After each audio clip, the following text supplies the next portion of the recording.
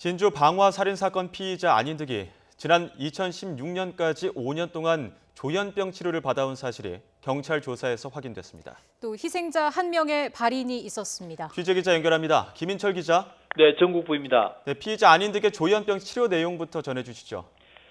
네, 안인득이 조현병 치료를 받은 기간은 지난 2011년 1월부터 2016년 7월까지 5년가량 됩니다.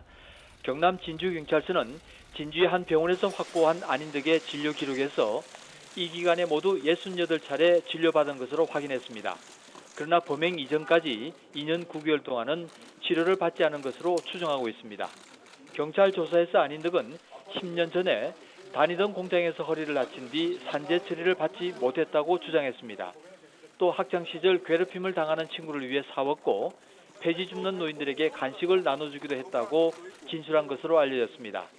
따라서 경찰은 확인된 사실이 아니긴 하지만 안인득이 자신의 편에 서지 않은 사람에 대한 적대감이 큰 것으로 분석하고 있습니다. 경찰은 안인득을 치료한 의사를 상대로 치료 내용을 확인하고 휴대전화 통화 기록 등을 분석한 뒤 다음 주 수사를 마무리한다는 계획입니다. 네, 그리고 오늘 희생자 한 분의 발인이 있었습니다. 네, 그렇습니다. 희생자 5명 가운데 74살 황모 씨의 발인이 오늘 오전 진주에 있는 한일병원 장례식장에서 엄수됐습니다. 유가족과 지인들이 참석한 가운데 고인의 마지막을 병웅했습니다.